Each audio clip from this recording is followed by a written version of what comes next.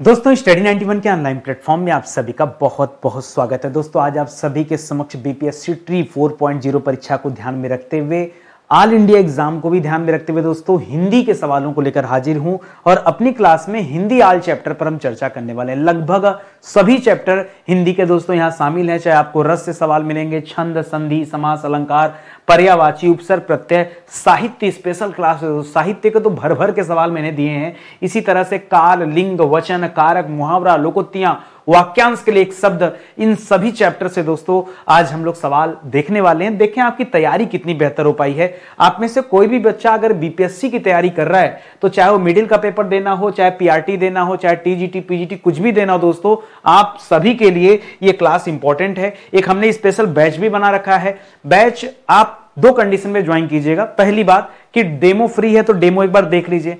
Demo देखने से आपको यह ज्ञात हो जाएगा कि हमें बैच ज्वाइन करना चाहिए या नहीं, क्वालिटी आपको समझ में आ जाएगी, पहली बात। दूसरी बात, ये क्लास अटेंड कीजिए। अगर आपको लग रहा है कि हिंदी में हमारे नंबर ठीक ठाक नहीं आ रहे हैं तब दोस्तों आप बैच ज्वाइन करिए। अगर नंबर अच्छे आ रहे हैं तो फिर बैच ज्वाइन करने की जरूरत नहीं है। मैं आपको अंधेरे में नहीं रखना चाहता, आप भी जानते, ठीक है।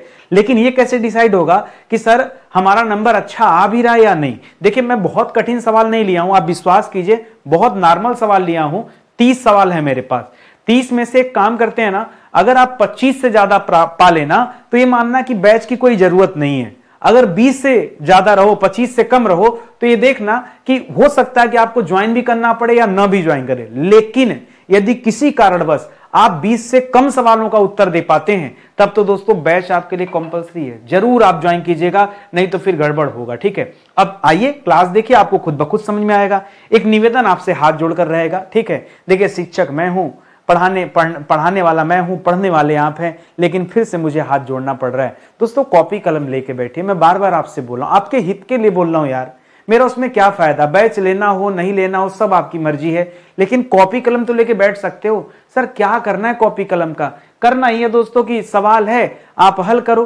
कैसे पता करो कि हम सवाल का, अब जैसे यही सवाल है उत्तर दो, पता नहीं आपका उत्तर सही है कि गलत है, कैसे डिसाइड करोगे, ठीक है। अब मैं तो पढ़ता हूं, मैं फिर अपने हिसाब से डिस्क्राइब कर दे रहा हूं कि चलो परशुराम की प्रतिज्ञा ये राम वृक्ष बेनीपुरी की रचना नहीं है, रामचंद्र शुक्ल की नहीं, जयशंकर प्रसाद नहीं, माखनलाल चतुर्वेदी नहीं, यह रचना दोस्तों रामधारी सिंह दिनकर जी की। अब आपने दिनकर जवाब दिया या नहीं, और केवल इतने से काम नहीं चलेगा। दिनकर जी के बारे में 2-4 लाइन आप बोलना सीखिए। जैसे दिनकर जी की सबसे बढ़िया जो रचना थी दोस्तों रश्मि रथी है, आप जानते होंगे, ठीक है। इसी तरह से दोस्तों याद रखिएगा संस्कृति के 4 अध्याय, ठीक है।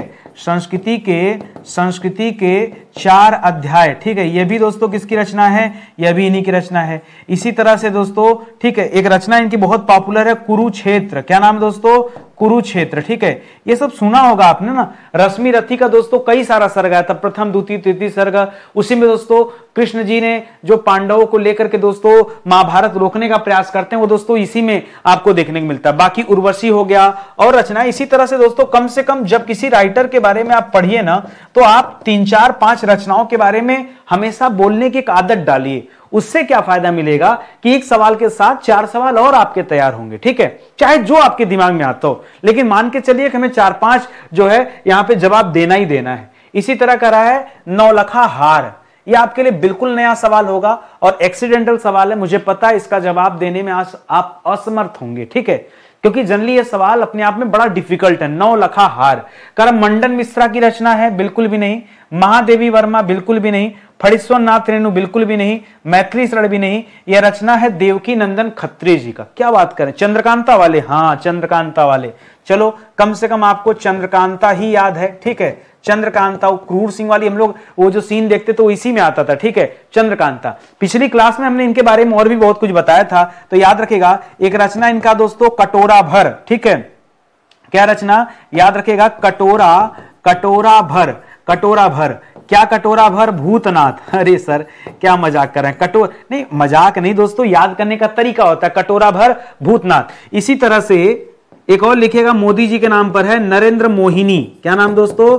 नरेंद्र मोहिनी। एक दोस्तों पिछली बार हमने बताया था गुप्त गोदना। क्या बताया था? गुप्त गोदना। जी हाँ, गुप्त गोदना भी दोस्तों इन्हीं की रचना है। कुसुम कुमारी, ठीक है।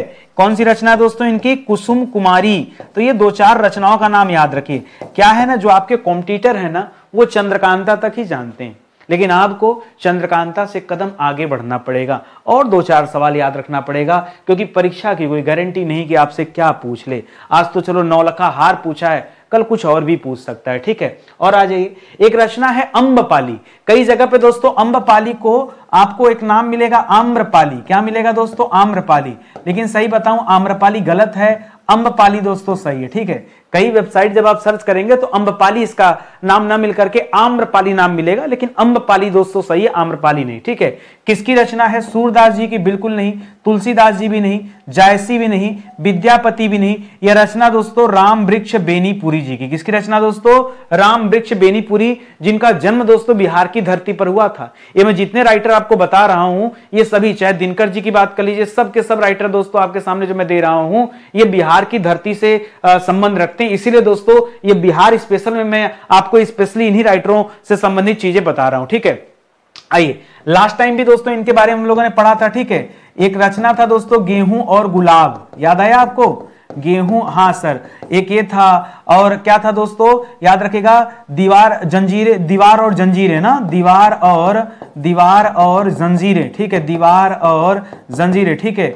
याद रखेगा, ईंट की नींव, ठीक है, ईंट की नींव, ठीक है। ईंट की नींव भी दोस्तों किसकी रचना है? वो भी दोस्तों राम वृक्ष बेनीपुरी जी की रचना है, याद रखेंगे। और अम्बपाली, जो आज के लिए एकदम अलग से आपको याद रखना पड़ेगा, जिसके लिए स्पेशली मैंने ये आपको दिया है, ठीक है। तो ये सब दोस्तों आप याद रखेंगे। और कुछ याद आ रहा है? ठीक है, एक और कोई, अच्छा हाँ, मील का पत्थर, ठीक है, मील का पत्थर, ठीक है। ये सब दोस्तों राम वृक्ष बेनीपुरी जी की रचनाएं हैं, याद रखेंगे। अगले सवाल पर आइए। कह रहा 1991 में पहला सरस्वती सम्मान जो दिया गया था वो किसे दिया गया था, ठीक है। और सरस्वती सम्मान दोस्तों यह के बिरला फाउंडेशन के द्वारा दिया जाता है। किसके द्वारा? के बिरला फाउंडेशन के द्वारा दोस्तों यह सरस्वती सम्मान दिया जाता है। 1991 में इसकी शुरुआत किया गया था, ठीक है। राहुल सांकृत्यायन बिल्कुल भी नहीं, केदारनाथ मिश्र बिल्कुल भी नहीं, माखनलाल को भी नहीं, और शिव प्रसाद सितारे हिंद को भी नहीं। यह दिया गया था अमिताभ बच्चन के पिताजी डॉक्टर हरिवंश राय बच्चन जी को। हरिवंश राय बच्चन जी का नाम लेंगे दोस्तों तो आपको पता है मधुबाला और मधुशाला, ये 2 कृतियां दोस्तों आप याद रखेंगे, मधुबाला और मधुशाला, ठीक है, मधुबाला और मधुशाला। और क्या याद रखेंगे? नीड़ का निर्माण फिर, ठीक है, नीड़ का निर्माण फिर, ठीक है। यह भी दोस्तों इन्हीं की रचना है, ठीक है। और एक चीज और याद रखिएगा, मान लीजिए आपसे पूछ दे कि भाई किस रचना पर दोस्तों इन्हें जो है यह सरस्वती सम्मान दिया गया, तो तब क्या बताएंगे? तो इनकी रचना का नाम था दोस्तों क्या भूलूं क्या याद करूं, ठीक है। क्या भूलूं क्या याद करूं, क्या भूलूं क्या याद करूं, ये दोस्तों इनकी रचना का नाम था। तो ये आप ध्यान में रखेंगे, ठीक है। एक सवाल और याद रखेगा, चलो इनको तो 1991 में दिया गया, 2024 में दोस्तों किसे दिया गया है? ये सवाल पूछे तो क्या बताएंगे? याद रखेंगे प्रभा वर्मा, ठीक है। रौद्र सावित्रिकम करके दोस्तों इनकी रचना है, प्रभा वर्मा नाम है, प्रभा वर्मा को दोस्तों 2024 में दोस्तों यह पुरस्कार दिया गया है, सरस्वती सम्मान दिया गया है, यह आप याद रखेंगे, ठीक है। तो यह भी आपके लिए बढ़िया सवाल है, इस तरह से आप याद रखिएगा। बाकी माखनलाल चतुर्वेदी जी दोस्तों वो पहले साहित्य अकादमी पुरस्कार विजेता रहे हैं, यह भी ध्यान में रखेंगे।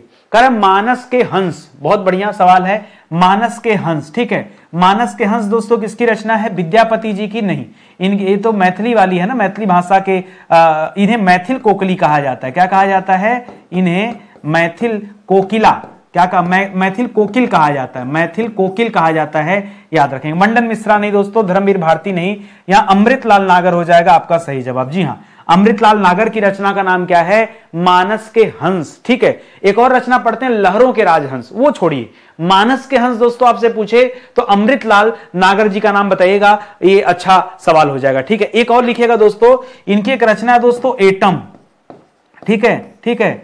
और 1000 दिल, ठीक है, 1000, ये थोड़ा सा अटपटा नाम भी लग रहा होगा आपको, लेकिन मैं आपको बताऊं, अमृतलाल, एक थोड़ी सी कहानी बना के याद रखेगा दोस्तों, 1000 दिल की दास्तां, ठीक है। थोड़ा सा इसका अब स्टोरी एक बना देता हूं मैं आपको यहां पे, ताकि आप याद कर लीजिए, ठीक है। 1000 दिल की दास्तां, ठीक है। तो एटम एक रचना है, एटम लगा के उड़ा दिया बम, एटम बम जो है दोस्तों, इसको याद रखेंगे। 1000 दिल की दास्तां, ये दोस्तों अमृतलाल नागर की रचना। वैसे अमृत पिया है तो बम से उड़ने वाला नहीं, इस तरह से इसे भी याद रखेंगे, ठीक है। और एक रखिएगा याद, पीपल की परी, ठीक है, पीपल की परी। और एक चीज दोस्तों और याद रखिएगा, इनकी एक कहानी है बड़ी पॉपुलर, जो पहली कहानी इनकी प्रकाशित हुई थी उसका नाम था वाटिका, ठीक है। वाटिका जो दोस्तों, ये इनकी एक कहानी का नाम है, तो ये भी आप ध्यान में रखेंगे, ठीक है। एक एक सवाल दोस्तों आपके लिए इंपॉर्टेंट है, एकदम दिमाग में इसके बिठा लीजिए। सवाल ऐसे ही परीक्षा में बनते हैं जैसा आप देख रहे हैं, ठीक है। चलिए, ये तो साहित्य स्पेशल की बात हो गई। आगे बढ़ेंगे तो मैं आपको समास से सवाल दे रहा हूं। एक सवाल दे रहा दोस्तों, कंफ्यूजन मत आएगा, सवाल दे रहा कृष्णार्पण, ठीक है। कृष्णार्पण का जब आप समास विग्रह करेंगे तो आप मिलेगा दोस्तों कृष्ण को अर्पण, क्या मिलेगा? कृष्ण को अर्पण। और कई जगह पे आपको मिलेगा कृष्ण के लिए अर्पण, ठीक है, कृष्ण के लिए अर्पण, ये दोनों आ जाता है। और बहुत सारी परीक्षाओं में दोनों जवाब सही माने गए हैं। इस वजह से फिलहाल तो इस सवाल के हिसाब से तत्पुरुष हो जाएगा, लेकिन अगर दोस्तों यहां पूछता कृष्ण को अर्पण, तब दोस्तों कर्ता ने कर्म को, यहां कर्म तत्पुरुष हो जाता। अगर आप के लिए को मानते हैं तब दोस्तों यहां क्या हो जाता? संप्रदान तत्पुरुष हो जाता, ठीक है। तो ये बात दोस्तों थोड़ा सा आप ध्यान रखिएगा, ठीक है। दोनों मानता परीक्षा में, मैंने बहुत एग्जाम जो है खंगाला, और अलग अलग आयोग ने, अलग अलग राज्यों के आयोग ने दोस्तों इन दोनों जवाबों को सही माना है। तो मैं कहता हूं आप दोनों याद कर लो, परीक्षा में इतना क्लोज आंसर कभी नहीं देगा तो फिर तत्पुरुष ही जवाब होगा, ये आप ध्यान में रखिएगा, ठीक है। बहुत बढ़िया सवाल है। इसी तरह से एक और सवाल है कृष्णार्जुन, यहां पे मामला चेंज है, ठीक है। वो कृष्णार्पण था, एक कृष्णार्जुन है। यहां पे दोस्तों एक शब्द है कृष्ण और दूसरा शब्द है दोस्तों अर्जुन। ये दोनों दोस्तों अपने आप में क्या है? प्रधान है, ठीक है। ये दोनों अपने आप में क्या है दोस्तों? मुख्य शब्द हैं, ठीक है। और जहां दोनों पद दोस्तों मुख्य होते हैं वहां क्या होता है दोस्तों? द्वंद्व समास होता है, ठीक है। द्वंद्व समास में दोनों पदों की प्रधानता होती है। आप पढ़े हुए हैं कि द्वंद्व समास में क्या होता है दोस्तों? यहां पर दोनों पद प्रधान होते हैं, ठीक है। इस वजह से दोस्तों इस तरह से आप ध्यान में रखिएगा। तो सी वाला दोस्तों क्या हो जाएगा? इस सवाल का बिल्कुल सही जवाब हो जाएगा। तरह सिंदूर में, बहुत ध्यान से देखिएगा, सिंदूर में संधि आपको बताना है। संधि हम बाद में बताएंगे, पहले हम संधि विच्छेद करेंगे। संधि विच्छेद करेंगे तो यहां मिलेगा दोस्तों सिंधु धन उर्मी। इस सिंधु में से दोस्तों छोटा उ ले लिया जाता है और उर्मी से बड़ा उ ले लिया जाता है। छोटा उ और बड़ा उ मिलकर के बड़ा उ ही बनते हैं। बड़ा उ दोस्तों एक तरह का दीर्घ मात्रा होता है, इस वजह से दोस्तों यहां पर संधि क्या हो जाती है? दीर्घ स्वर संधि हो जाती है। ये आप ध्यान में रखेंगे। जिस स्पीड से मैं हल कर रहा हूं यही स्पीड परीक्षा में आपकी होनी चाहिए। मैं चाहता तो यहां बहुत बातचीत करता, लेकिन मैं बातचीत करके क्लास को अनायास का खींचना नहीं चाहता, मैं क्लास को बड़ा नहीं करना चाहता।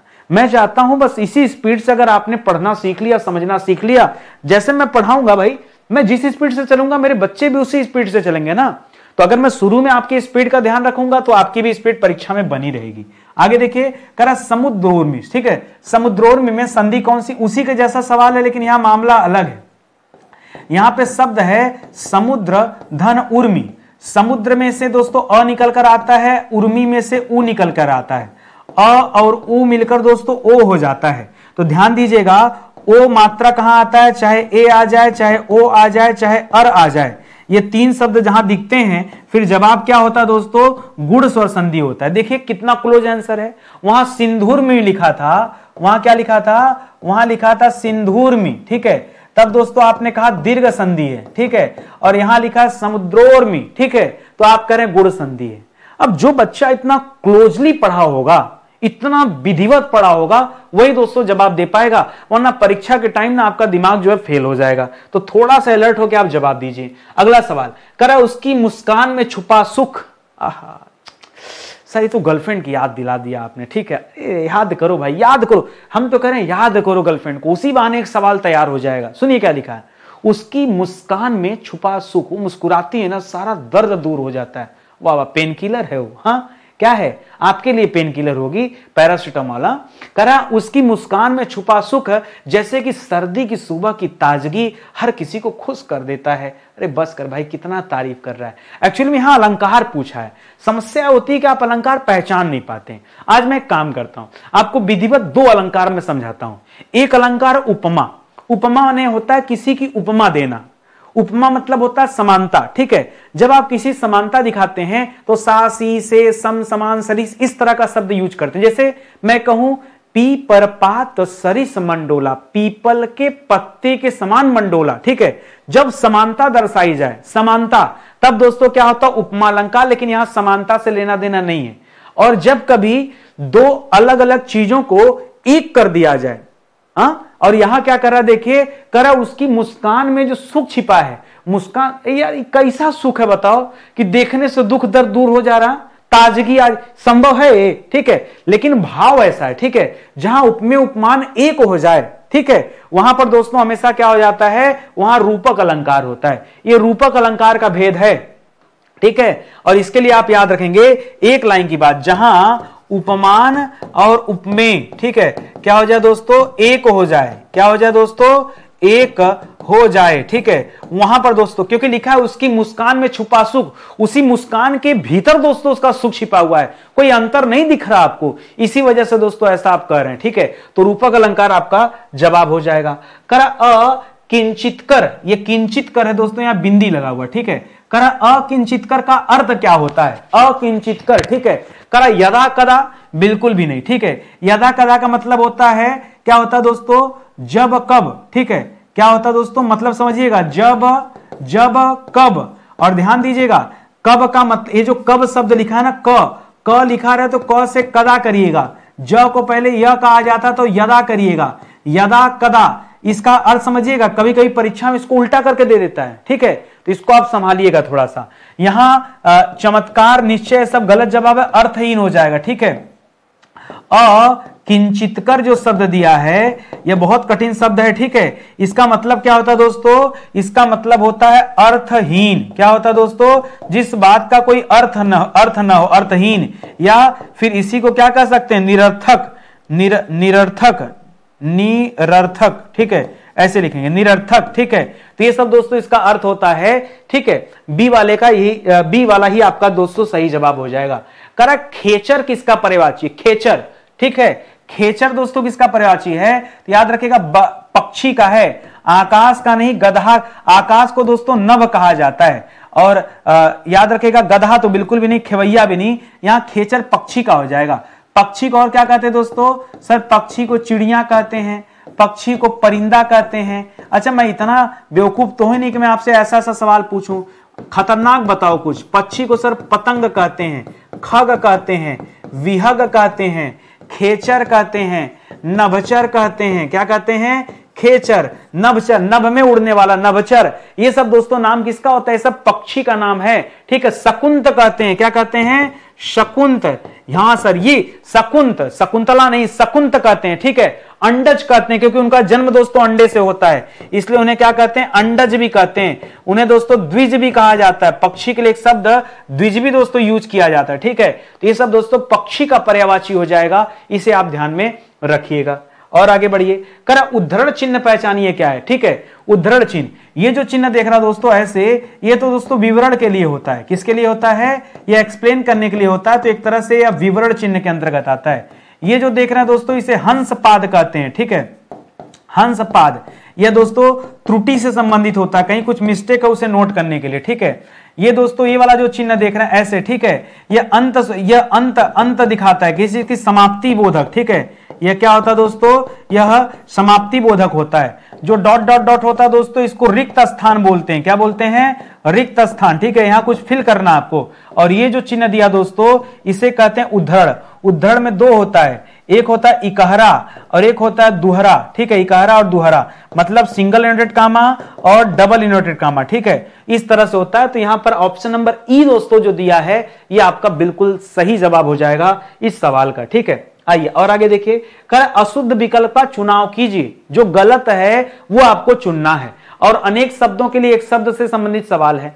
सवाल दे रहा जो पहले कभी न हुआ हो उसे अभूतपूर्व कहते हैं, जो पहले हो चुका हो उसे भूतपूर्व कहते हैं, जो कभी न हारा हो उसे अपराजिता कहते हैं, अपराजिता। जिसका कोई अंत न हो उसे अनंत कहते हैं, जो किसी का पक्ष न ले उसे प्रतिपक्ष कहते हैं, जवाब क्या होगा दोस्तों, आपको पता चल गया होगा, प्रतिपक्ष नहीं होता। ठीक है, जो किसी का पक्ष ना ले उसे क्या कहते हैं, उसे तटस्थ कहते हैं। क्या कहते हैं, तटस्थ। ठीक है, कि वो किसी भी पार्टी की तरफ का नहीं, या तो तटस्थ बोल दीजिए या तो आप निष्पक्ष भी बोल सकते हैं, निष्पक्ष। ठीक है, निष्पक्ष, जो किसी एक पक्ष का ना हो उसके लिए निष्पक्ष शब्द आ जाता है। ठीक है, तो यहां पर ई में ही दोस्तों मिस्टेक है, बाकी सब तो जो लिखा है वो एकदम सही लिखा हुआ है। ठीक है, और आगे आइए, करा छंद के संबंध में असत्य कथन। बहुत सारे बच्चों ने कहा सर बीपीएससी में जो आता आप वो नहीं पढ़ाते। अरे महाराज, ऐसा ब्लेम कर दिया, दिल टूट गया यार हमारा। ठीक है, हमसे ज्यादा बीपीएससी के लिए कौन मेहनत कर रहा है भाई। आपको पढ़ाते पढ़ाते 1200 सवाल पढ़ा दिया। अब आप मेरी समस्या बताओ। देखो क्या है, हमको 5 गद्यांश का सवाल डालना है, 5 हटा दो, बचा 25 सवाल। 25 सवाल में हिंदी का 35 चैप्टर मैं कैसे फिट कर दूं, मुझे बता दो, कैसे फिट कर दूं। 25 प्रश्न हमारे पास बच रहे भाई, 30 ही सवाल मैं पढ़ाता हूं। अब सही मायने में तो मुझे 30 भी नहीं पढ़ाना चाहिए, मुझे 20 पढ़ाना चाहिए। क्यों, परीक्षा में दोस्तों 20-21 सवाल आपके हिंदी से आते हैं, 9-10 सवाल दोस्तों आपके इंग्लिश से आते हैं। तो अब इंग्लिश तो मैं पढ़ाने ही जाऊंगा, हिंदी के मास्टर अंग्रेजी कैसे पढ़ाएगा भाई, अंग्रेजी गुलाबी है पहले, बता चुका हूं आपको। ठीक है, तो जो सब्जेक्ट मुझे नहीं, जीएस आप हमसे पढ़ लो, जीएस पढ़ सकते हो, मैथ पढ़ सकते हो, रीजनिंग पढ़ सकते हो, हिंदी पढ़ सकते हो, कोई भी सब पढ़ लो, कंप्यूटर पढ़ सकते हो, ये सारे पढ़ सकते हो। ठीक है, बिहार स्पेशल, यूपी स्पेशल, कहीं का कोई भी स्टेट स्पेशल, ये सब पढ़ सकते हैं। लेकिन अब आप हमसे कहेंगे कि सर ये इस तरह इंग्लिश पढ़ा दी, नहीं हो पाएगा हमारे से। तो अब अगर मैं घटा लूं 20 सवाल, तो अब तो आप 20 सवाल में क्या ही पढ़ेंगे। अब 20 सवाल में 5 सवाल में गद्यांश का डाल दूंगा, बचेगा 15 सवाल।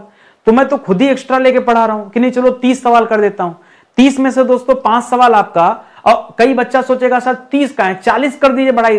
अरे भाई, मुझे फोकस ये करना है ना कि बीपीएससी के प्रश्नों को भी ध्यान में रखा जाए और आपकी स्पीड भी बनानी है मुझे।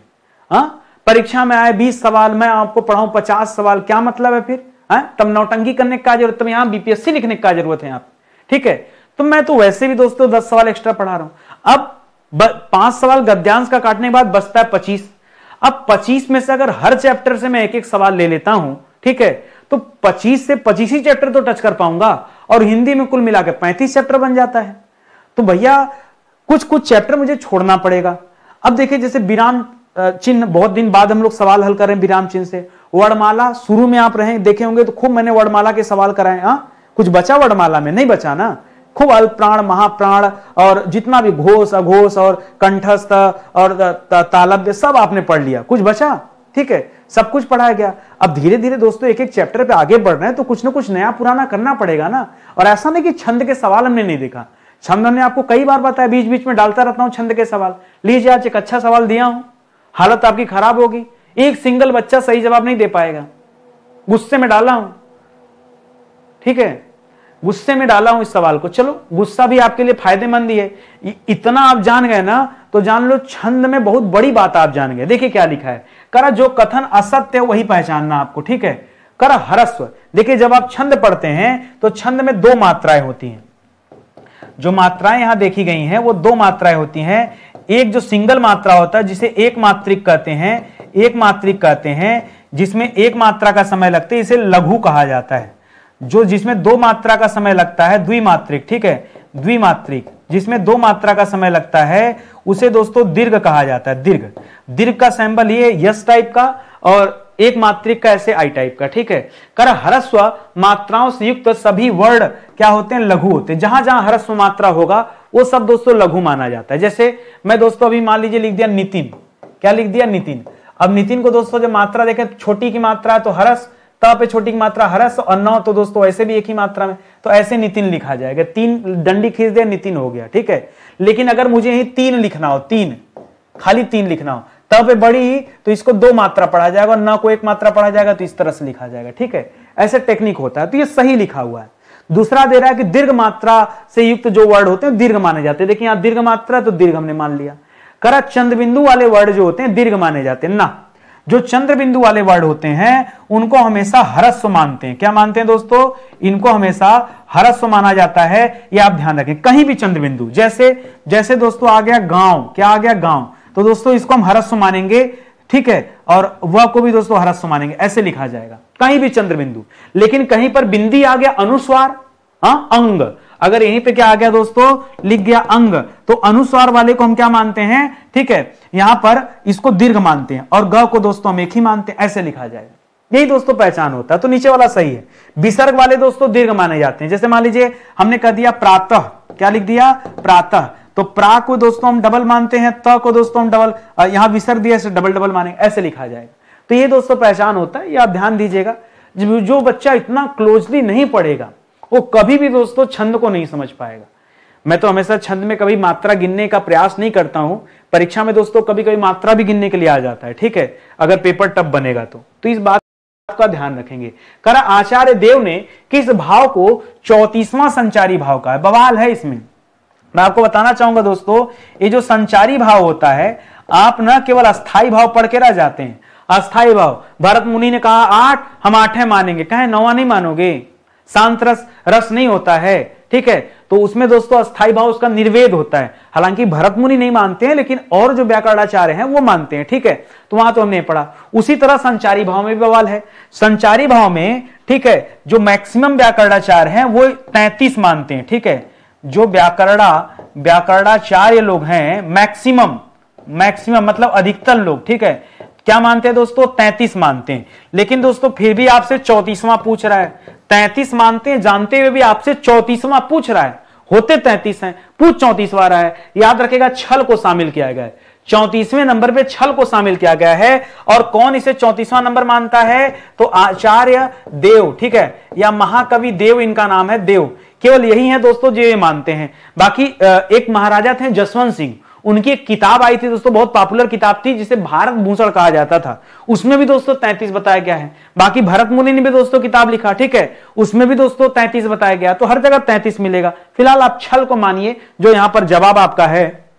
अब समझिए 2 सवाल तो आपके कट गए, हाँ, न छंद सही हुआ होगा, न रस सही हुआ होगा, हाँ, न अलंकार सही हुआ होगा, और संधि समास में भी आप कंफ्यूजन में कुछ न कुछ गड़बड़ किए होंगे। 5-6 सवाल तो आपके जो चैप्टर आप हमेशा पढ़ते हैं वहां से दोस्तों गड़बड़ हो गया। तो मैं कह रहा हूं कि आप बैच में आओ, मजा, आप छोड़ो। कई बार हम बहुत आसान सवाल भी गड़बड़ करते हैं। देखो मुहावरा का सवाल, और बहुत सारे बच्चे इसको भी गलत कर देंगे। चलो छंद गलत होता है तो हमारे लेवल का सवाल है, अरे यार छंद गड़बड़ हुआ, हाँ ठीक है, चलो ठीक है, विलोम शब्द गड़बड़ हो जाए, मुहावरा गड़बड़ हो जाए तो बड़ी बेइज्जती वाली बात। करो सामने बेइज्जती कर रहा हूं मैं, करो।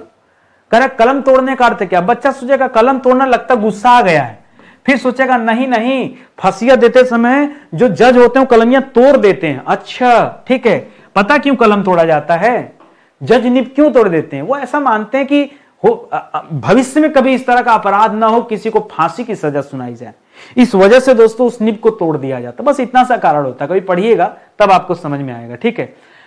ये दोनों जवाब नहीं है। फिर क्या होगा सर, लगता बहुत मेहनती की बात हो रही है। अच्छा, कलम तोड़ना मतलब बहुत मेहनती, भद्दा लिखना नहीं, कलम तोड़ने का मतलब होता बहुत सुंदर लिखना, भद्दा लिखना नहीं। आपको भरोसा नहीं हुआ ना गुप्ता जी, आपकी बात में भरोसा नहीं, हम गूगल करेंगे, कर भैया गूगल, हम किताब में खोज भैया, खोज लो, तब आगे की वीडियो देखना। अरे यही जवाब है भैया। आपसे पहले हमको नहीं लगता है क्या कि क्या पढ़ाना चाहिए और क्या नहीं पढ़ाना चाहिए। ध्यान से देखिए, करा पर उपदेश कुशल बहु तेरे, तो आपके ऊपर शूट करता है सर, नहीं मेरे ऊपर नहीं, आपके ऊपर। पर उपदेश कुशल बहु तेरे, दूसरे को उपदेश देना आसान होता है, ठीक है, पहले खुद फॉलो कीजिए, ठीक है, कि कैसे बीपीएससी निकालना है हमको, हमेशा चांस नहीं आता, तो बिन मांगे सलाह नहीं, दूसरों को उपदेश देना आसान लोग समझते हैं, ठीक है। तो यहां पे दोस्तों यही बी वाला दोस्तों आपका क्या हो जाएगा, जवाब हो जाएगा। मैं आपको भरोसा दिला रहा हूं दोस्तों, आप एक मौका केवल स्टडी 91 को दीजिए और हमारे पेड बैच में आइए, आपको खुद लगेगा कि कितनी गजब की क्वालिटी है। हर जगह हमने डेमो दे दिया, और कोई भी दोस्तों ऐसी कोचिंग नहीं है जहां आपको पहले डेमो दिखाया जाता, वो भी ऑनलाइन क्लास में डेमो। लोग सोचते हैं बस बेच दो किसी भी प्राइस में, हमको पता नहीं कि प्राइस से कोई बहुत वो नहीं रहता, ठीक है, कूपन कोड है वो सब अपने से नहीं हो पाता। क्वालिटी वाली क्लास देंगे, मन से पढ़ना हो तो मेरे पास आओ, नहीं तो आपके पास 1000 ऑप्शन है, मेरे पास भी 1000 ऑप्शन है, ठीक है। मेरे पास खाली सीरियस बच्चे आए, मैं ये चाहता हूं जिनको सच में कुछ सीखना हो, कुछ बनना हो, कुछ पढ़ना हो, कुछ जानना हो, केवल उन्हीं बच्चों को मैं पढ़ाना चाहता, बाकी भीड़ जुटा के मुझे कुछ करना नहीं है।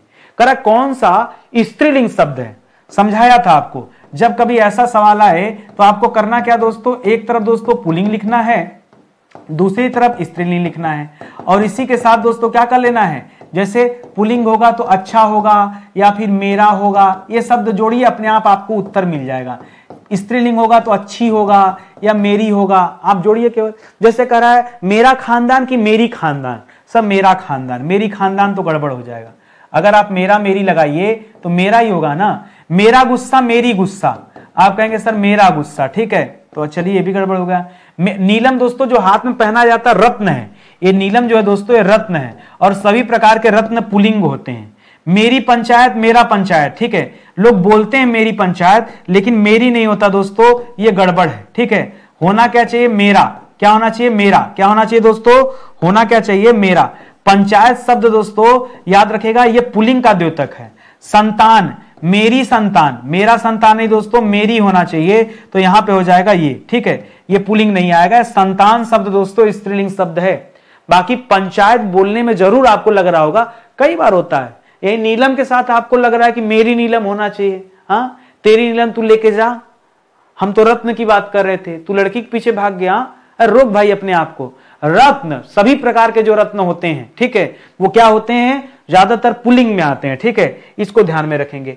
करा शायद चोर पकड़ा जाए, शायद कौन सा चोर सा दिल चुरा के भाग गया शायद चोर पकड़ा जाए, पकड़ा जाए यानी भविष्य, पकड़ा गया नहीं है, पकड़ा जाए मतलब भविष्य काल होगा, तो सारा भविष्य काल है। अब शायद पकड़ा जाए यानी संभावना बताई जा रही है, भविष्य में कभी संदेह नहीं हो सकता, ठीक है, संदेह या तो वर्तमान में होगा या भूत में होगा, ठीक है, लेकिन भविष्य में नहीं होगा, ठीक है। बाकी आसन्न भी दोस्तों भविष्य में नहीं हो सकता, आसन्न मतलब जो कार्य अभी अभी हुआ हो, ये केवल भूत में होता है। तो ये दोनों तो बिल्कुल गलत जवाब है। जो असली जवाब है दोस्तों संभाव्य होगा, बाकी हेतु हेतु मत भविष्य हो सकता है, लेकिन कब, जब दोस्तों डिपेंडेंसी हो, ठीक है, और सामान्य तो आप जान ही रहे होंगे। तो यहां पे दोस्तों इस आधार पे आप जवाब देंगे। आगे देखिए, करण लिखित में से कौन सा वचन के अनुसार दोस्तों असत्य है। जो असत्य हो बताइए, घोड़ा का घोड़े सही है, पुस्तक का पुस्तकें सही है, माता का माताओं, चूहिया का चूहिया, गौ का गौवें। अब ज्यादातर बच्चे दोस्तों गौ करने वाले हैं, लेकिन दोस्तों ये सही है, मैं बता दूं, जो जवाब है माता का माताओं नहीं होगा, जी हां माता का माताएं होता है। क्या होता है, माताएं, ये होगा दोस्तों, माताओं नहीं माताएं। आप भले बोलिए कि सभी माताओं और बहनों से निवेदन, बक माताओं बहनों, माताएं होता है। अरे दुनिया गलत कर रही है, आप भी गलत करने निकल जाएंगे। अरे महाराज रुकिए, आप हिंदी के मास्टर से पढ़ रहे हैं, हम यहां सत्य सत्य पढ़ने खड़ा हैं, हम यहाँ जो है व्याकरण के नियमों के अनुसार बातचीत कर रहे हैं। दुनिया क्या कहती है हमें, अब हर दुनिया तो ही कहती मिष्ठान भंडार, आप भी करिएगा मिष्ठान। मिष्ठान शब्द सही होता है, गलत होता है ना, मिष्टान्न सही होता है ना। पूरे भारत में एक दुकान पे आपको मिष्टान्न नहीं मिलेगा, जहां देखेंगे मिष्ठान मिलेगा।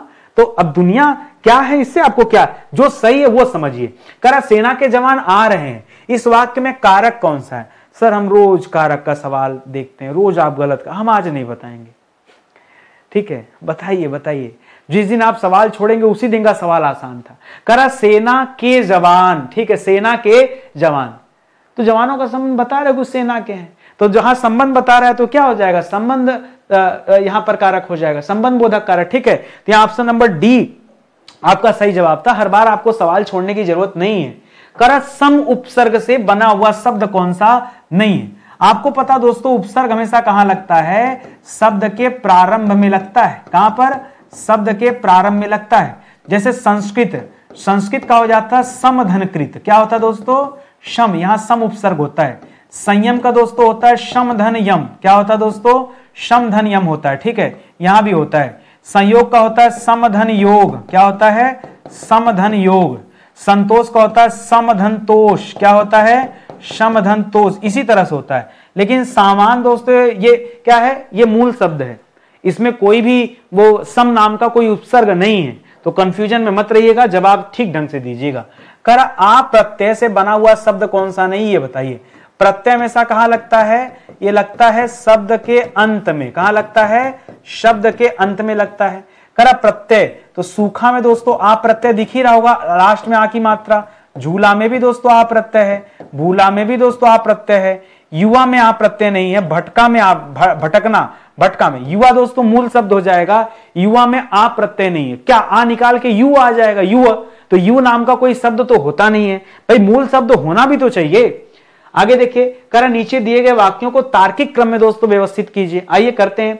करा खेतों में काम करने के लिए किसान सुबह सुबह तैयार हो गया, होने दो तैयार। सूरज उगते ही गांव में हलचल शुरू हो गई, तो पहले सूरज उगा होगा तब दोस्तों किसान तैयार हुआ होगा। अंधेरा में जाकर क्या करेगा खेत में? दिन भर मेहनत करने के बाद किसान घर लौटा, पहले गया होगा, सुबह हुआ होगा, फिर खेत में गया होगा, फिर काम किया होगा, तब लौटेगा। खेतों में फसल काटने का काम शुरू हुआ, शाम को किसान थके हुए विश्राम करने लगे। ठीक है, अब देखिए जवाब क्या होगा दोस्तों, सबसे पहले आप करेगा, सबसे पहले सूरज उगेगा, तो सबसे पहले सूरज उगा तो सुबह हो गया। दूसरे नंबर पे सब काम करने के लिए खेतों में चले जाएंगे, खेतों में काम करने के लिए किसान सुबह सुबह तैयार हो गए। ठीक है, सूरज उगने के बाद फिर क्या होगा, फसल कटाने का काम शुरू होगा, काटने का काम शुरू होगा, फिर दिन भर मेहनत चलेगी, दिन भर मेहनत करने के बाद किसान घर लौट आए और अंतिम में शाम को किसान थके हुए विश्राम करने लगे। तो 2 1 4 3 5 ढूंढिए ऑप्शन, अपने आप आपका जवाब सही होगा। 2 1 4 5 3 नहीं, 4 3 5। ठीक है, 4 3 5, 4 3 5, ये ऑप्शन नंबर 1 दोस्तों है, ये आपका क्या हो जाएगा, सही उत्तर हो जाएगा। ऐसे ही दोस्तों आपको समझना है एक एक सवाल। ठीक है, चलिए आगे बढ़ते हैं। यहां गद्यांश का सवाल दोस्तों मैं आपको दिखाना चाहता हूं। ठीक है, गद्यांश दिया आपके सामने, लेकिन पहले आपको गद्यांश नहीं पढ़ना, पहले आपको यहां सीधा सवाल पढ़ना है। सवाल दे रहा कि गद्यांश के अनुसार राजनीति में सबसे बड़ा नैतिक संकट क्या है? राजनीति में नैतिक संकट क्या है? जन कल्याण योजनाओं की कमी, भ्रष्टाचार और स्वार्थ, चुनावी गठबंधन, संसदीय बहसें या बेरोजगारी। नैतिक संकट क्या है ये आपको बताना है। करा भारत में राजनीति केवल सत्ता प्राप्ति का माध्यम नहीं बल्कि समाज को दिशा देने का एक महत्वपूर्ण साधन माना जाता है।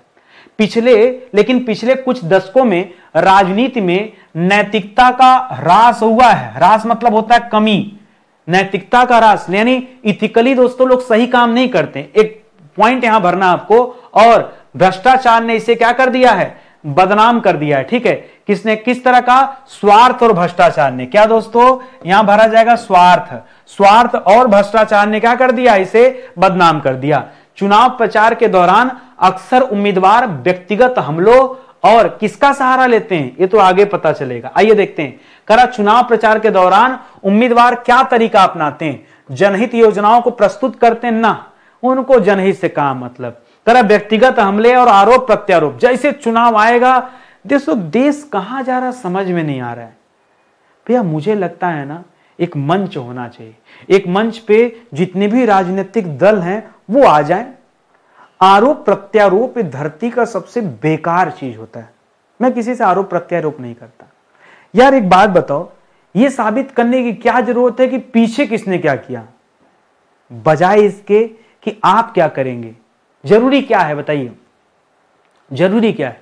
मैं आपकी आस्था को ठेस नहीं पहुंचाना चाहूंगा, लेकिन मैं एक लाइन की बात बताना चाहूंगा। माफ करिएगा, इस मुद्दे पे बोलना नहीं चाहता, लेकिन मैं आपसे एक सवाल कर रहा हूं और ये मेरा निजी सवाल है। आपने बाबा बागेश्वर जी के बारे में सुना होगा, ठीक है? बाबा बागेश्वर जी किसी के बारे में भी कुछ बता देते हैं, वाकई अलौकिक शक्ति है। हो सकता है उन्हें कोई सिद्धि प्राप्त हो, भगवान की का कोई जो है उनकी तरफ से कोई वरदान उनको मिला हो कि कर लेते हैं। लेकिन मुझे एक बात बताइए, अगर हम किसी के पास्ट को बता रहे हैं, भाई क्या बाबा जी क्या करेंगे? भाई बाबा जी पीछे की जिंदगी तो बताते हैं कि आपका नाम ये है, फला ये है, पिताजी आप ऐसे करते थे, आपका ऐसा वैसा। तो जो आपकी जिंदगी में बीत चुका है उसी के बारे में बाबा जी बता रहे हैं ना। और मैं कह रहा हूं आप किस लालच में है? आपकी बीती हुई लाइफ को बारे में तो यार आपको भी पता है। हम अपने जीवन में कैसे हैं क्या हमें नहीं पता? अपने नेचर के बारे में हर इंसान अपने जीवन के बारे में जानता है। तो अगर हर इंसान अपने जीवन के बारे में खुद जानता है और कोई जानकारी किसी अन्य व्यक्ति के द्वारा दी जा रही, तो कौन सा जो है उसमें बहुत बड़ा काम हो गया? अरे बड़ा काम तो तब होगा जब हम अपने भविष्य के बारे में जानेंगे कि हमारा आने वाला समय कैसा है। पीछे का नहीं, पीछे का नहीं, पीछे का तो हम हर बात जानते हैं। हम अपने बारे में हर बात जानते हैं। हम आपके बारे में जाने ना जाने, लेकिन हम अपने बारे में तो हर बात जानते हैं ना। अब मेरे बारे में कोई तीसरा व्यक्ति भी अगर जानकर कुछ बता दे तो क्या बड़ा उसमें खास हो जाएगा? अरे हमको ऐसा क्या बता दिया कि भाई वो खास हो गया? खास तो तब होगा जब आने वाले समय की कल्पना की जाए। उसी तरह से आरोप प्रत्यारोप है। हम हमेशा पीछे की तरफ मुड़कर अगर आरोप प्रत्यारोप करते रहेंगे तो कभी भी ये देश आगे नहीं जाएगा। आपने मुझे कभी देखा किसी भी शिक्षक पर आरोप प्रत्यारोप करते हुए, किसी भी अध्यापक पर आरोप प्रत्यारोप करते हुए। मैं अपने से मतलब रखता हूँ कि बच्चों के लिए बेहतर कैसे कर सकता हूँ, अच्छा क्या कर सकता हूँ, वो मायने रखता है। किसी ने क्या किया, लोग कैसे पढ़ाते हैं, क्या टेक्निक अपनाते हैं, हमें इससे क्या लेना देना। हम बेहतर क्या कर सकते हैं, हम लाइव क्यों नहीं आते हैं, हम बेहतर कैसे दे पाते हैं, हम बच्चों की स्पीड कैसे बढ़ा सकते हैं, अच्छे क्वेश्चन कैसे शामिल कर सकते हैं, हम अपने ऊपर काम करें। हम क्यों किसी का देखने जाएं भाई। हाँ, लेकिन हमारे यहाँ बिना आरोप प्रत्यारोप के, देखिए चुनाव शुरू नहीं हुआ कि आरोप प्रत्यारोप लग जाते हैं। और जो समाज का चौथा स्तंभ कहा जाता है न्यूज चैनल, ठीक है, वो तो दोस्तों तुरंत अपने चुनावी पटल तैयार कर देते, ठीक, वो खुद ही चारों लोगों को बुला करके अपने हंगामा शुरू कर देते हैं और सवाल पूछ पूछ करके फिर वो जानबूझ के डिबेट कराते हैं कि जनता उसी में जो है उलझी रहे, फंसी रहे। आरोप प्रत्यारोप नहीं, सीधे सीधे। अब आप कहेंगे सर जवाब क्या है इसका, क्या होना चाहिए? कुछ नहीं, एक लाइन की बात होना चाहिए। आप अगर चुनावी मंच पर खड़े हैं तो आप केवल इतना बताइए कि आप जनता का भला कैसे कर सकते हैं आज से, अभी से, जब आप चुने जा रहे हैं, ठीक है। और यदि आप नहीं कर पाते हैं, आप किसी कारणवश असमर्थ होते हैं, तो फिर आगे की जिम्मेदारी आपको स्वयं लेनी चाहिए कि भाई आप राजनीति से त्याग दीजिए हमेशा हमेशा के लिए, कि भाई हमने जनता से वादा किया था। लेकिन धूर्त इंसान होते हैं, इस सब का कोनो भरोसा होता है जी। हाँ, जितना धूर्त होते हैं, जितने घिरे होते हैं ना, ये क्या कहना हो, चाहे कोई भी हो, ठीक है, वहां जाने के बाद धूर्तता अंदर घुस जाती है, उससे बच नहीं पाता व्यक्ति। कह रहा है कि व्यक्तिगत हमला और आरोप प्रत्यारोप, ठीक है, व्यक्तिगत हमला और आरोप प्रत्यारोप का दोस्तों, आरोप प्रत्यारोप का ये सहारा लेते हैं। तो ये तथ्य दोस्तों आप याद रखेंगे, यहां ये जवाब हो जाएगा, ठीक है। चलिए आगे बढ़ते हैं। कह रहा है गद्यांश के अनुसार राजनीति में गठबंधन का मुख्य उद्देश्य क्या है? गठबंधन क्यों? कह रहा जनहित में सुरक्षा करना, सत्ता में बने रहना, आर्थिक नीतियां बनाना, अंतरराष्ट्रीय संबंध मजबूत करना, सामाजिक समानता स्थापित करना। काहे किया जाता गठबंधन? हाँ सर, ये हम समझ नहीं पाए। देखिए गठबंधन का मतलब क्या होता है, आप जीत से कुछ आंकड़े पीछे रहते हैं, अगर आगे रहते भाई तो आप तो सत्ता में आ जाते, ठीक है। लेकिन जब जीत का आंकड़ा आप तक नहीं होता है और दूसरी पार्टी भी बराबर पे होता है, तब दोस्तों एक नंबर ज्यादा चाहिए। भाई दोनों को 50-50 पे रखेंगे तो गड़बड़ नहीं हो जाएगा, ज्यादा चाहिए। अब दोनों की सीट अगर टैली हो जाएगी तो ज्यादा चाहिए ना। अब ज्यादा किसका चाहिए, तो लोग क्या करते हैं, तोड़जोड़ शुरू करते हैं कि कोई दूसरी पार्टी का व्यक्ति हमारे साथ जो है बहुमत में आ जाए, हमारा मतलब साथ दे दे ताकि हम अपनी सरकार बना लें। लेकिन जब आप किसी का साथ लेने जा रहे हैं तो एक बात देखिए ना कि क्या उसके विचार आपके गठबंधन आवश्यक नहीं है।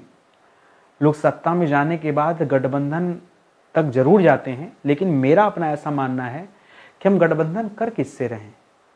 जीत मायने रखता है या विचार मायने रखता है? बहुत सोच समझ के चलिएगा आप, ठीक है।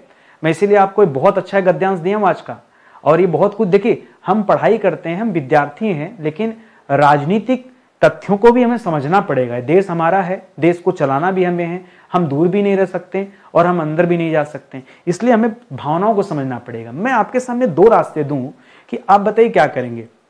पहला एक जीत का रास्ता है, भाई गठबंधन करेंगे जीत जाएंगे ना, और दूसरा है विचारों का मेल, कि हम गठबंधन किससे करने जा रहे हैं। देखो हम कहते हैं हारना मंजूर है, लेकिन ऐसे किसी पार्टी के साथ हम गठबंधन नहीं कर सकते जो देश का अहित चाहती हो। यार अगर हम उसके साथ अपने जीतने के लिए भी हाथ मिला रहे हैं, फिर क्या ही मतलब, उसके हम विचार हमारे विचार कैसे मिल जाएंगे, ठीक है। इसलिए कभी भी जीतना मायने नहीं रखता है, विचार मायने रखता है। क्या मायने रखता है? विचार, हमेशा ध्यान दीजिए, ठीक है। और क्या होता है छोड़िए, अब यहां पे देखिए क्या है, गठबंधन का मुख्य उद्देश्य यहां क्या बताया जा रहा है। कर राजनीतिक दल जनता के हितों की अनदेखी कर केवल सत्ता में बने रहने के लिए दोस्तों गठबंधन करते हैं। उनको सत्ता का भूख रहता है, वो सत्ता में उन्हें बने रहना है, उसके लिए साम दाम दंड भेद पैसा कौड़ी दारू जो बांटना बांट दो, जो करना कर दो, सत्ता नहीं जानी चाहिए हाथ से। हाँ बस सत्ता नहीं जानी चाहिए, ठीक है। कह रहा है जनहित में सुधार करना नहीं, सत्ता में बने रहने के लिए दोस्तों ये सारा कुछ होता है। काश की इससे हटकर कोई बात होती। संसद और विधानसभा में बहसें क्यों बाधित होती? जब वहां बहस चलता है तो बाधित क्यों होती हैं?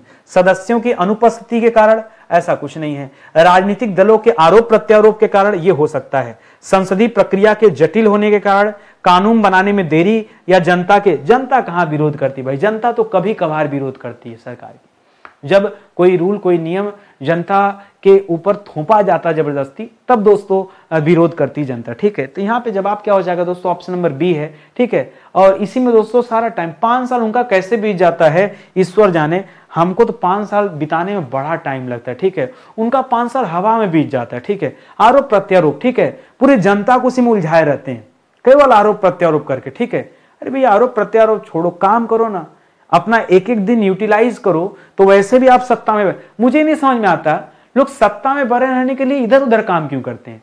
अगर आप मेहनत से जनता के लिए काम करते हैं तो वैसे भी आप सत्ता में बने रहेंगे। अच्छा एक बात बताओ, मैं चुनाव लड़ूं और मैं जनता के लिए काम करूं, अच्छा अच्छा काम करूं, तो जनता तो यार अगली बार फिर ही हमें चुनेगी ना, क्योंकि उसको तो। और एक बात बताओ, मुझे काम करने में क्या दिक्कत है?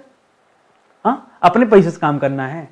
अरे भारत सरकार का कोष है, आपको पैसा मिल रहा है, उस पैसे से काम करना, अपने जेब से नहीं करना है। सिर्फ दिमाग लगाना है कि हम जो पैसा ले रहे हैं उस पैसे का 100% सदुपयोग कैसे हो सकता है, केवल ये दिमाग लगाना है आपको, इससे ज्यादा कुछ नहीं। तो यार पैसा मिल रहा है, केवल देखकर मैनेजमेंट टाइट रखना है कि जनता के लिए काम हो, उसको जो है निगरानी में रखना है, बस इतना सा काम है। और वो भी नहीं हो पाता लोगों से। भाई नेताओं से जो काम कराया जाता है, इनसे आसान काम कौन सा भाई बताओ? इससे आसान काम कोई है कि पैसा रखा हो लेकर के आपको काम कराना है, उसमें भी सब दलाली खाने में लगे हैं। अरे क्या क्या मिल जाएगा यार? चाहे तुम जितनी दलाली खा लो, चाहे तुम करोड़पति बन जाओ, अरबपति बन जाओ, 4 रोटी ज्यादा तो खाते नहीं होगे, और सब्जी का ठूस ठूस खाते हो। अरे जितना हम खाते हो उतना तुम खाते हो, जितना दाल चावल रोटी सब्जी हम खाते हो उतना तुम भी खाते हो। जितना बड़ा बेड मेरा है सोने का, सोने के लिए 6-7 फीट चाहिए ना, क्या करो, कितना बेड बना दोगे बताओ? अरे एक ही शरीर में कितना कपड़ा पहन लोगे? एक ही ना पहनोगे जी, पैसा आ जाएगा, 2-2 अंडरवियर पहनने लगोगे, 2-2 जो है संडो पहने, क्या क्या करोगे बताओ? कोई चीज पहन सकते हो, 2 घड़ी लगाने लगोगे, एक ही लगाओगे। अरे तो क्यों सत्ता का भूख है और क्यों पैसे का भूख है? किसके पीछे जा रहे हो? इसका कोई अंत नहीं है, इसलिए उस तरफ मत जाओ, जो सही है वो काम करो। थोड़ा सा पढ़े लिखे लोग अगर राजनीति की तरफ आए तो ज्यादा सही है, लेकिन आने के बाद ना और करप्शन आ जाता है। ठीक है, रह ही नहीं पाते हैं वो साफ सुथरे बेचारे। करा गद्यांश के अनुसार राजनीति को स्वच्छ और पारदर्शी बनाने के लिए क्या करना चाहिए? कैसे राजनीति को स्वच्छ और पारदर्शी बनाया जाए? करा अधिक गठबंधन बना, जितना ज्यादा गठबंधन रहेगा उतना ज्यादा झुका। आप डरेंगे, गठबंधन है, गठबंधन हमेशा टाइट रहेंगे, हमारा ही काम करो, हम हट जाएंगे आप गिर जाओगे, हम हट जाएंगे आप गिर जाओगे, दबाव रहता सरकार के ऊपर। ठीक है, काम ठीक से नहीं हो पाता। ठीक है, जनता को जागरूक करना और ईमानदार नेताओं को चुनना, यह बहुत अच्छा जवाब दोस्तों। ठीक है, यदि जनता स्वयं जागरूक हो जाए और ईमानदार लोगों का चुनाव करके भेजने लगे तो ऑटोमेटिक अच्छा काम होने लगेगा। लेकिन ये जनता मैंने बहुत करीब से देखा है। पहले मैं मानता था कि जनता बहुत अच्छी होती है, सच बताऊं, जनता से मतलब नेताओं से ज्यादा अगर कोई दलाल ना, जनता, सही बता रहा हूं, जनता खुदे, उससे खतरनाक लोग तो है ही नहीं। वो अपने आप को शुरू में बेच देती है 2000-5000 के लिए, थोड़ा दारू के लिए, कपड़ा के लिए, कंबल के लिए। हाँ, अरे जब तुम बेच दिए हो तब तुम डिमांड क्या करोगे भाई? जो अपने आप को नहीं बेचता है, सरकार से डिमांड वो करता है, वो आंख से आंख मिलाकर पूछ सकता है। मैं टैक्स जमा करता हूं, मैं सरकार से पूछ सकता हूं मेरा पैसा कहाँ यूटिलाइज हो रहा है। जो कभी टैक्स ही नहीं देता है, जो उल्टे सीधे तरीकों से दोस्तों पैसा लेकर और तब जाके वोट देता है, जो बिक गया पहले से, वो उसके अंदर तो ईमानदारी है ही नहीं। तो फिर उसके लिए नेता क्यों अच्छा करें? अभी नेताओं भी सोचिए, जिन्होंने पैसा दे करके वोट खरीदा है, ठीक है, कहीं ना कहीं से ले खरीदा, उनको पैसा लौटाना है। उसलिए दोस्तों वो क्या कर रहे हैं? आपको ही लूटेंगे भाई, आपको दिए हैं तो आपसे नहीं लूटेंगे, किसी दूसरे से लूटेंगे क्या? आपको लूटेंगे।